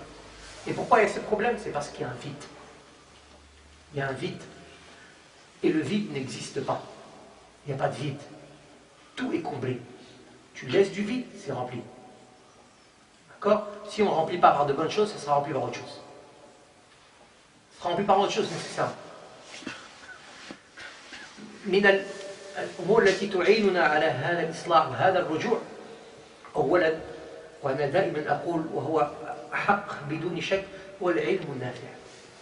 ما أقصد من العلم النافع؟ لا أقصد يعني حفظ المتون ومتون وكذا، مع أن هذا جيد. أريد العلم الذي يعمل به صاحبه. أريد من يحفظ القرآن ليقوم به في الليل يتجود في المسابقات، ليس هذا. يحفظ القرآن حتى يقوم به في الليل. يتعلم الفقه حتى يعلمه للناس ويعمل به في نفسه. العلم النافع. يتعلم العقيدة حتى يجعل بينه وبين الله عز وجل علاقة متينة قريبة. هذا العلم النافع ضروري جدا. Et parmi les causes sur lesquelles on doit se reposer, il y a, et ça on le dira toujours, on ne cessera de le répéter, la science. Mais la science profitable. Je ne parle pas de quantité. Je ne parle pas d'emmagasiner des informations dans la tête. Je ne parle pas d'apprendre des textes par cœur. Même si c'est intéressant, c'est un cursus. Ce n'est pas de ça que je parle. Je parle d'une science utile. Une science qui va engendrer de la pratique. Je ne parle pas de celui qui apprend le Coran pour faire des concours. Je parle de celui qui apprend le Coran par cœur pour prier avec la nuit. Pour qu'il l'utilise et il récite la nuit en priant. C'est le même Coran qu'ils vont apprendre par cœur, mais ce n'est pas la même science. Je parle de celui qui apprend les règles du fiqh pour les appliquer sur lui-même et les transmettre autour de lui. Je parle de celui qui apprend la aqidah, le dogme, le tawhid, pour entretenir une relation intime avec son créateur, forte, pour améliorer sa prière. Il apprend la aqidah pour sa salat. Comme ça, quand il prie, il ressent quelque chose. Pas pour faire des démonstrations, du bodybuilding intellectuel devant les gens. C'est pas ça. La science utile. C'est la base. ثم وهذا يحتاجه الشباب كثيرا كبار هو الاعتزاز بهذا الدين. أن نعتز بهذا الدين. نعم. لابد أن نعتز. هذا الدين ربه الله ونبيه محمد عليه الصلاة والسلام وكتابه القرآن ومنهجه الشريعة. لابد أن نبث هذه في نفوس الشباب العز والاعتزاز والفخر بهذا الدين. هو دين عظيم جدا. لا ينبغي أن نخجل. لا ينبغي أن نستحي من هذا الدين. نحن مع القرآن من أوله إلى آخره. المسلم يقف مع القرآن من سورة الفاتحة إلى سورة الناس آية آية. وهو مع السنة الصحيحة حديثا ونفتخر بذلك. Le deuxième problème qu'on a et sur quoi on doit se concentrer pour nos jeunes, pour cette réforme, c'est la fierté de cette religion. Inculquer la fierté de la religion. On doit être fier de ce dîme, de ce qu'il représente. On doit être fier de ce Coran, du début à la fin de Surat al-Fatiha jusqu'à Surat al-Nas. Le musulman est avec le Coran, verset par verset. On n'essaye pas d'interpréter maladroitement des versets du Coran parce qu'ils déplaisent. Là, le musulman, il est avec le Coran, c'est la parole d'Allah Azzawajal. Mais on déplaise à qui? C'est la parole d'Allah subhanahu wa ta'ala. On ne tord pas les coups des versets. On est avec la sunna du prophète sallam authentique. Hadith. Entièrement. On est fiers. On est fiers de cette religion car son Seigneur c'est Allah. Et son prophète c'est Muhammad. Et son livre c'est le Coran. Et sa voix c'est la Sharia. On doit transmettre cette fierté de la religion. Les gens recherchent des modèles parce qu'ils ne sont pas fiers de leur religion. Ils ne s'identifient pas à cette religion. C'est même une source de gêne pour certains. Là, soyons fiers de la religion. Et ici, nous, on ne l'est pas, comment on va le transmettre? Soyons fiers de la sunna du prophète sallallahu alayhi wa sallam. On revendique cela, on en est fiers. Et pour cela, pour cela, il faut connaître notre histoire. On nous a coupé de notre histoire. La plupart des gens ne connaissent pas leur histoire. Ne connaissent rien de la civilisation musulmane. Ne connaissent rien de la grandeur de cette religion. De ce qu'ont fait les musulmans. De ce qu'ont fait des peuples lorsqu'ils sont devenus musulmans. Nous, on a grandi ici. On a étudié l'histoire au collège, au lycée. On ne nous a jamais parlé d'Andalousie, de la présence musulmane en Andalousie. Pourquoi? Pourquoi on ne parle pas de 8 siècles de présence? Pourquoi on ne parle pas d'une contrée qui était abandonnée, pas jusqu'à là, mais qui était livrée à plusieurs envahissements, les Visigoths, à chaque fois ça changeait, et qui n'était pas grand-chose comme civilisation, et qui, lorsque les musulmans sont venus, est devenue la première civilisation au monde, dans la science, dans la technologie, dans toutes choses. On ne connaît pas notre histoire, on ne connaît pas les gens de notre histoire, les personnalités, les personnages de notre histoire. Les gens, on leur dit qui est Haroun Rachid, qui est Mahmoud Qutuz, qui est Mohamed El-Fatih, qui est ces gens-là. C'est notre histoire, on a une histoire. On a une histoire, nous, les musulmans, qui est sans frontières, sans couleur. Notre histoire, c'est l'histoire de l'islam, de la civilisation musulmane. Elle n'a pas de couleur, pas de frontières. Ce n'est pas l'histoire d'un pays. Et tout ça, on a le droit de le revendiquer. Et c'est notre histoire à nous, c'est notre patrimoine. On doit le connaître. On ne se connaît pas. Si on ne connaît pas notre passé, comment on va fonder notre futur? Comment on va le construire? Mais quand on nous coupe de notre histoire, nous on dit, on regarde les musulmans, on dit, les musulmans c'est que le fawda, qui sont en train de se faire la guerre entre eux, ils sont ça, c'est des blédards, ils ne comprennent rien, toujours en train de se diviser, toujours en train de... Ils sont derrière. Oui, c'est l'image qu'on a. Mais quand on étudie l'histoire, on voit qu'on a plein de contrées dans le monde qui n'étaient rien, insignifiants. Et quand l'islam est venu, l'islam a été pratiqué, c'est devenu des civilisations incroyables. Puisqu'on le croit. Je vous donne seulement un exemple.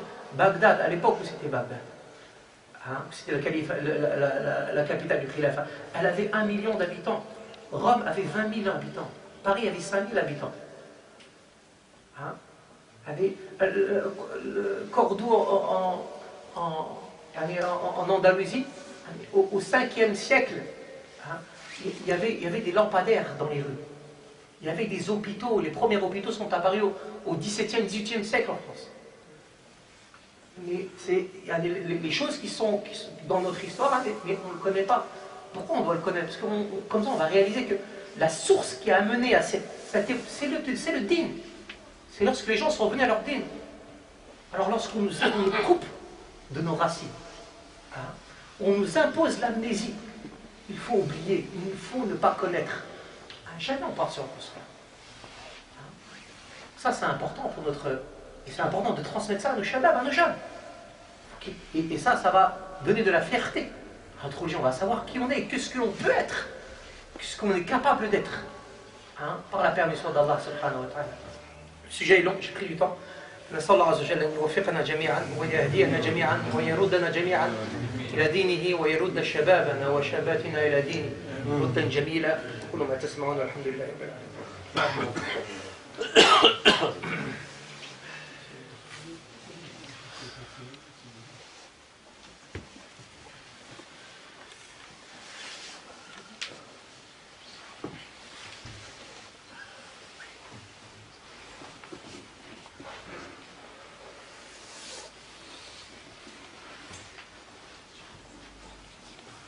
Est-ce qu'on peut obliger un enfant de 8 ans à faire comme à l'époque du prophète sallallahu alayhi wa sallam, la prière?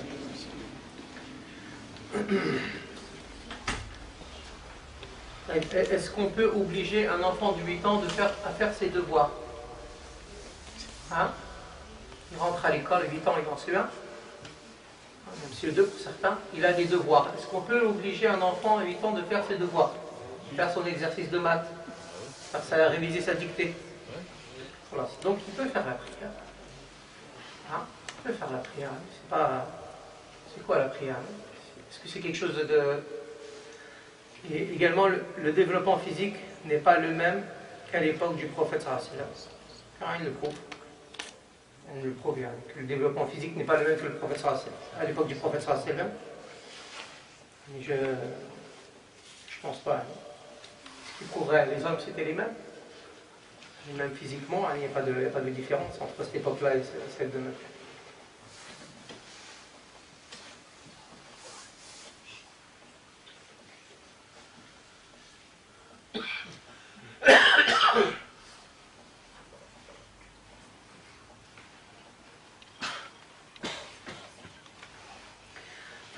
Il dit, est-ce qu'on peut comparer les âges à notre époque, à l'époque du prophète sallallahu alayhi wa sallam?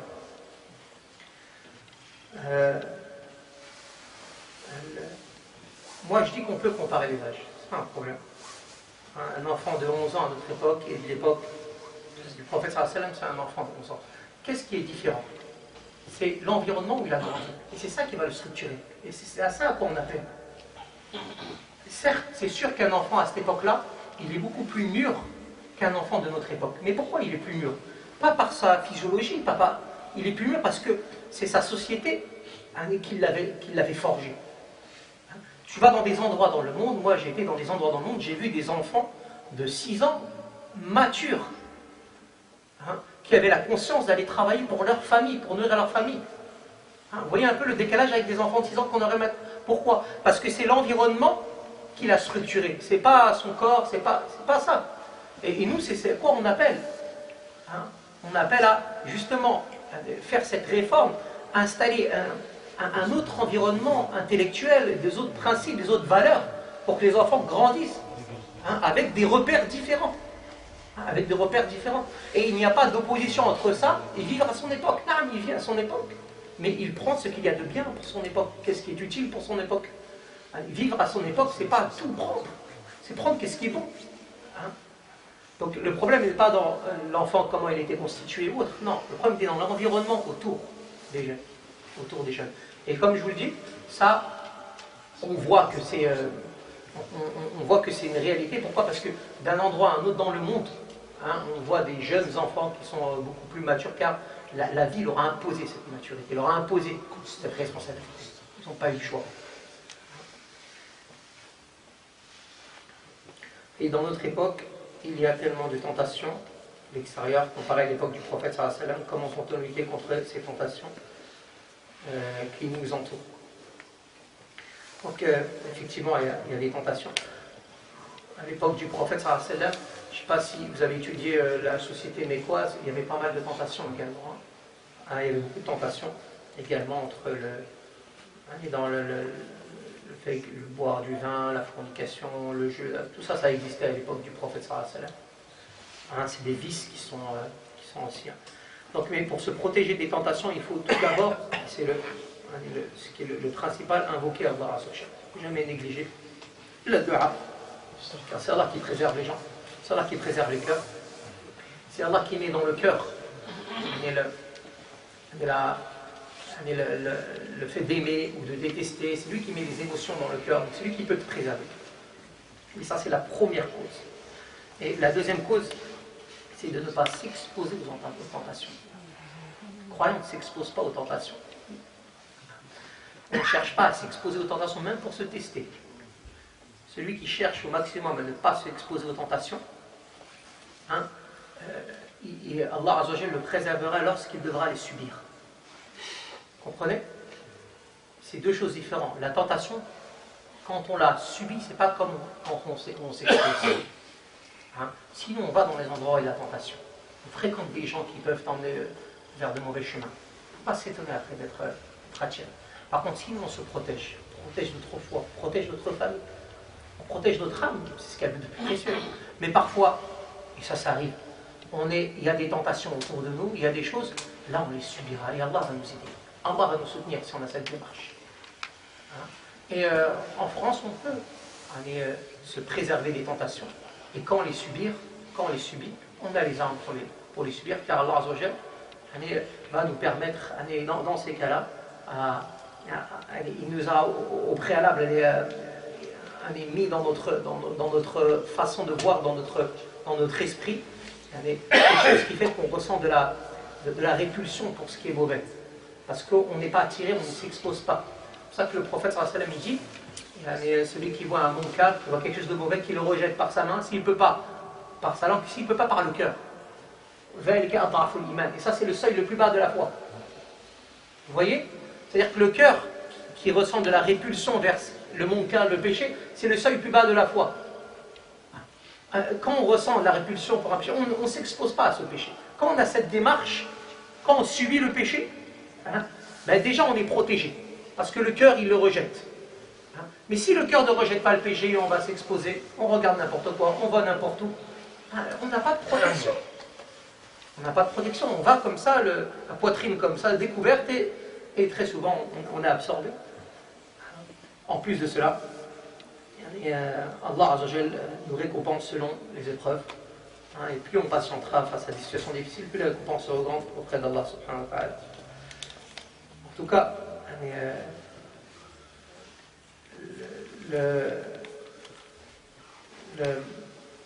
le but, c'est important, ce n'est pas de faire des concessions. D'accord? Ce n'est pas de faire des concessions dans la religion. Et nous, on a des gens qui, au nom de ces nombreuses tentations, de tout ce qu'il y a autour de nous, qui vont dire, bon, vas-y, ça c'est possible, en fin de compte. Ou là, qui vont bricoler dans la religion. Faire du bricolage pour rendre licite, en fait, ce qui dérange, ce qui est trop répandu. Ça peut être problématique, et ça l'est. Le prophète sallam, dans sa vie, a fait des concessions. Dans des affaires politiques, il a fait des concessions. Parfois. Jamais dans l'essentiel de sa religion, que dans des stratégies qui étaient du cadre de la politique. Dans les relations entre les États. Pas dans son dîme. Parce que quand on fait une concession avec cette démarche, et on dit, ça c'est bon, au bout du compte, ça ne s'arrêtera jamais. Celui qui te force à faire cette concession, que ce soit un humain ou que ce soit le shaitan, ça ne s'arrêtera jamais jusqu'à ce que ta foi s'alentisse, jusqu'à ce que ta foi disparaisse. C'est ça que il faut apprendre dans ce qui est essentiel dans notre religion. On prend en considération, on sait, des fois il y a des situations, c'est des nécessités, ça peut arriver, ça reste du cadre de l'exception. On ne fonde pas une règle sur une exception. C'est une spécialité française chez les musulmans, c'est qu'ils basent leur religion sur des exceptions. Non, il y a une règle. L'exception, elle s'applique lorsque les conditions sont réunies. Mais si nous, on fait des concessions dans notre dîme, dans ce qui est essentiel, au nom de ce qu'il y a autour de nous, au bout du compte, on voudra de nous qu'on abandonne notre foi entièrement. Allez, j'ai une histoire qu'on raconte, souvent je la raconte pour comprendre cela. C'est l'histoire d'un coq, un coq qui chantait.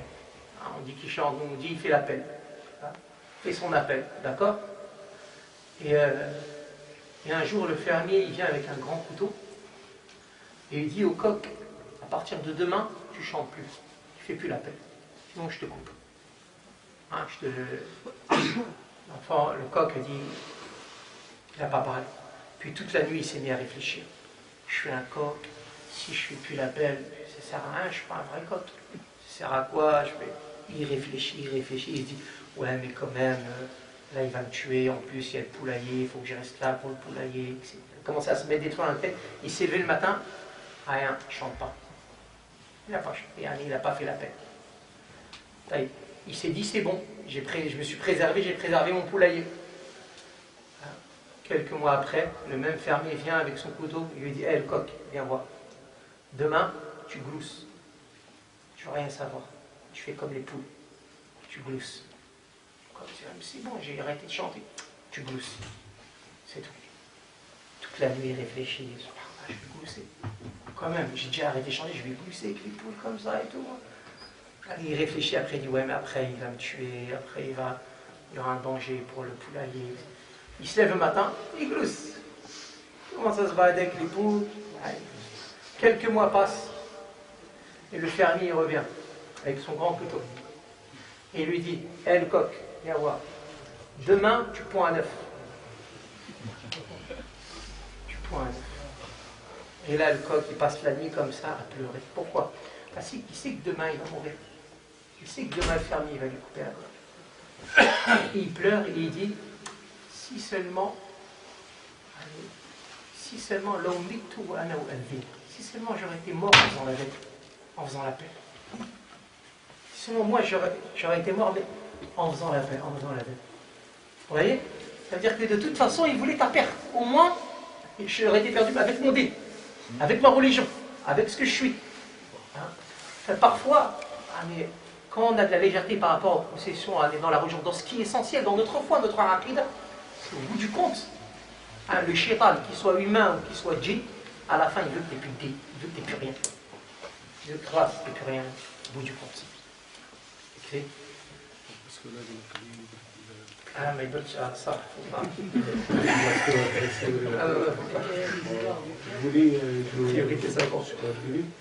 alors, que pensez, vous pensez pas que l'éducation des jeunes est liée tout d'abord à leur éducation de leurs parents? Oui, allez. Effectivement. C'est sûr que ça fait si l'éducation, si les parents ne sont pas éduqués, ils ne vont pas être de bons modèles pour leurs enfants. C'est pour ça qu'il faut apprendre à nous-mêmes nous rééduquer, nous corriger, être de bons modèles. Mais pour éduquer quelqu'un, pour lui donner un conseil, on n'est pas obligé d'être exemplaire. Ok? On n'est pas obligé. On doit être sincère et vouloir du bien. Il faut bien comprendre ça. Peut-être qu'un père ou une mère, il n'est pas comme il faut dans la religion, mais il va donner des bons conseils. Peut-être qu'il ne les applique pas sur lui-même, mais il va quand même donner des bons conseils. Donc il n'y a pas la condition d'être exemplaire. Quand tu connais une voie du bien, peut-être que tu n'es pas capable de l'appliquer, mais tu sais que c'est une voie du bien. Donc tu peux inviter à cette voie-là. Tu peux quand même inviter à cette voie-là. Vous ne pensez pas que le moment est venu pour construire des écoles et des lycées uniquement pour les enfants, des jeunes, pour mieux se construire? Le moment est venu. Il y a longtemps que le moment est venu. C'est une nécessité qui est, à mon avis, aussi importante, plus importante que les mosquées. C'est mon point de vue personnel, c'est très important à les écoles, à éthique musulmane, c'est essentiel. Et les écoles à éthique musulmane, ça ne doit pas être des écoles uniquement pour que nos jeunes filles puissent mettre le hijab à l'école. Si nous, on fait une démarche pour faire une école, et notre but c'est que Fatima et Khalida peuvent mettre le hijab à l'école, on n'a rien compris. On n'a rien compris à tout ce qu'on a dit. Au contraire, il faut qu'on fasse des écoles, certes à éthique musulmane, mais il faut qu'on vise l'excellence dans l'enseignement et la pédagogie. Et moi je vous dis, la réussite et la fierté, ça sera quand? Ça sera quand nous, on aura des écoles musulmanes, à éthique musulmane, et des non-musulmans viendront s'inscrire chez nous. Des non-musulmans viendront taper à nos portes, ils nous diront, est-ce qu'on peut mettre nos enfants chez nous? Pourquoi? Parce qu'on a donné de la qualité dans l'enseignement. Donc il ne faut pas se mettre dans ce truc-là, dire une école musulmane, ouais, ils vont mettre le hijab, c'est ça l'objectif. C'est surtout pas ça, il ne faut pas aller dans cette direction. Comment faire ces prières alors avec le travail? Il le pose à chaque conférence qui vient. Il faut faire de son mieux, Inch'Allah. Il faut faire par étapes. Ça veut dire que on essaye de trouver un endroit pour prier, on essaye de trouver des solutions. Et celui qui craint Allah, Allah il va lui donner une issue. Quand il y a une difficulté trop extrême et qu'on n'arrive pas à essayer, c'est pas toujours ça se passe pas toujours comme ça. On peut de temps à autre relier entre prières, le droit et l'asr, ensemble, c'est permis quand il y a des situations exceptionnelles, quand c'est vraiment trop compliqué, car la prière à l'heure prime sur tout. Et là, c'est une solution de faire la prière à l'heure par l'exception. D'accord? Mais il faut essayer avant tout. Il ne faut pas être dans la démarche de dès le début, on dit c'est bon, moi je regroupe tout, moi je rentre tout, je fais tout à la maison, ça c'est pas permis. السلام عليكم. هل يجوز لي أن آكل وجبات من الوجبات التي تقدم في مطعم الشركة التي أعمل بها علما أنها لحم وهل هذا اللحم يعتبر من أهل الكتاب ويقول بسم الله يعني يجوز وهل مثل الصلاة اللحم يعتبر لحم أهل الكتاب ويقول بسم الله يعني يجوز أكله وهل المبادات ولا العبادات مثل الصلاة والدعاء والصوم وتقبل إذا أكلنا لحما غير حلال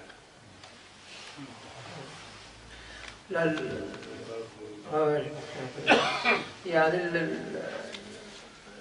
أهل الكتاب بالنسبة إلى لحمهم قليل جدا هنا ما عدا اليهود.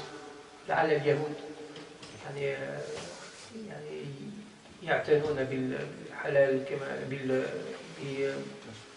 يعني في الذبح يعني بطريقة الدينية مثل المسلمين، لكن غيرهم من النصارى لا في ذلك في المذابح يعني الأمر مفتوح بدون ذبح يعني، وأكثر الحيوانات يعني يموتون قبل عملية يعني الذكاء، لأن لا ينبغي يعني أن تأكل من هذا اللحم يعني، وهو ليس بضروري. الله ممكن أن تأكل شيء آخر وتأكل لحم في المساء ولا ليس بضرورة يعني. الأفضل بل يجب أن تمتنع عن ذلك. إن الناس يحتفلون بزيارة الرسول صلى الله عليه وسلم عن الميلاد، هل هذا يجوز؟ وهل الرسول صلى الله عليه وسلم احتفل به؟ لا، النبي صلى الله عليه وسلم لم يحتفل بميلاده. La question c'est est-ce que le prophète sallallahu alayhi wa sallam il a fêté son anniversaire, est-ce qu'on peut le faire? Le prophète sallallahu alayhi wa sallam n'a pas fêté son anniversaire. Et ni les Sahaba, ni Abu Bakr, ni Omar, ni les compagnons, durant les 3-4 premiers siècles. يعني c'est apparu هذا الأمر يعني بدعة ابتدعها الفاطميون والشيعة، وكان هذا يحتفل بيوم ميلاد علي رضي الله عنه، ويوم ميلاد فاطمة، ويوم ميلاد الحسين، ويوم ميلاد الحسن رضي الله عنه، ويوم ميلاده نفسه هو يوم ميلاد النبي صلى الله عليه وسلم. هذا شيء يعني لم يثبت عن النبي صلى الله عليه وسلم، ولم يخدم اتباعنا للسنة، وهو تقليد لما كان عليه النصارى بالنسبة إلى في ميلاده. وأنا ممكن أفصل في ذلك لكن الوقت لا يسمح.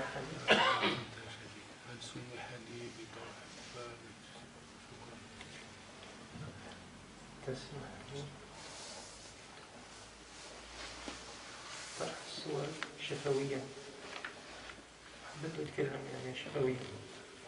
هل تسمح لي أتكلم شفوية؟ Non, c'est juste parce que la question d'avant, on n'a pas eu la traduction en fait. C'était laquelle? Sur l'anniversaire du prophète, c'est ça? Avant? Celle d'avant. La viande. La viande? Oui, la viande. La viande, c'était quelqu'un qui mange dans une cantine, ça doit être au travail, et ils lui disent que c'est de la viande des gens du livre. Il dit est-ce que je peux la manger? Et je lui disais que la viande des gens du livre, en France, à part peut-être les juifs, mais chez les chrétiens ça n'existe plus, parce que dans les abattoirs, les bêtes ne sont pas sacrifiées, les gens ne sont pas forcément chrétiens, ou des gens du livre, donc c'est une viande qui n'est pas licite. Dans des pays comme la France ici, c'est qu'à la base, c'est que toutes les viandes sont illicites sauf celles qui le sont. Tout est haram sauf ce qui est halal. Donc on doit avoir la démarche de rechercher le halal. Et là, c'est vraiment se mettre en danger par rapport à sa relation avec Allah en mangeant de la viande comme ça, surtout que ce n'est pas une nécessité, qu'on peut en manger à d'autres temps. ça nous mettre en danger parce qu'on verrait nos invocations qui ne seraient pas exaucées. Il y a plein de conséquences à manger du halal comme le haram d'une manière volontaire. Donc je disais qu'il ne faut pas, faire. Ma dernière question, c'est, vous l'avez évoqué tout à l'heure, pour les gens qui suivent leur idole footballistique et ce qui suit. Alors elle a dit, mon fils, voilà, c'est le PSG, le Barça, Neymar et ainsi de suite. Comment remédier? Et je me cesse de lui parler de l'islam. On fait que le doigt, tout ça. Non, oui, on fait déjà.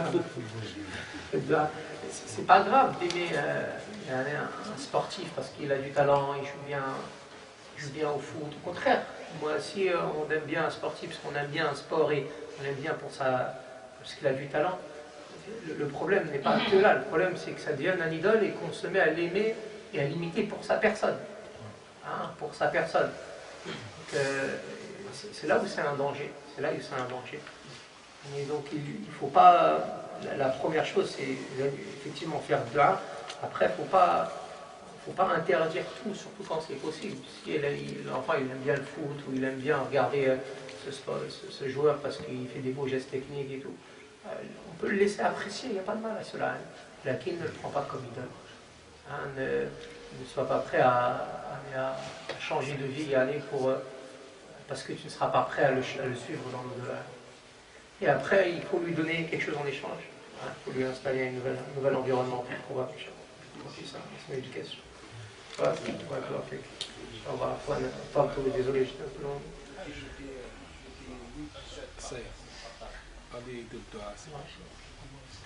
الحمد لله حمدا طيبا مباركا فيه كما ينبغي لجلال وجهك وعظيم السلطان.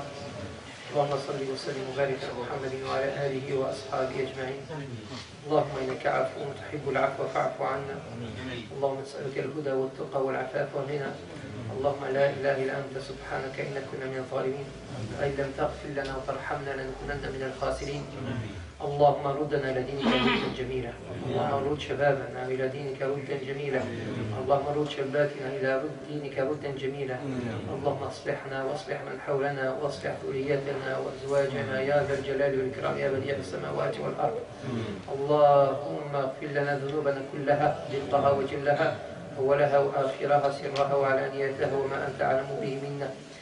اللهم نسألك رضاك والجنة ونعوذ بك من سخطك والنار. اللهم ارفع راية الإسلام في كل مكان وعلم فضلك كلمتي الحق والدين وانصر عبادك المؤمنين في مشارق الأرض مغاربها. من أراد بالإسلام والمسلمين خيرك في كل خير ومن أراد بالإسلام والمسلمين شرا فدمره كما دمرت عادا وثمود يا جبار السماوات والأرض. اللهم ارزقنا قبل الموت توبة وعند الموت شهادة وبعد الموت جنات ونعيمة. اللهم وفق الإخوان للقيام بمشروعهم. اللهم اتمه يا رب العالمين. اللهم ارزق هذا المسجد المحبة والرجوع إلى السنة يا ذا الجلال والكرم والثبات عليها يا أكرم الأكرمين يا رحمن الراحمين. اللهم اغفر لنا وتوب علينا وصلى الله وسلم وبارك على محمد وعلى آله وصحبه أجمعين والحمد لله رب العالمين. Mettez-vous par 8 parce qu'on n'est pas nombreux. Essayez de mettre par 8, pas par 10. Barakallahu fikum. Shukran.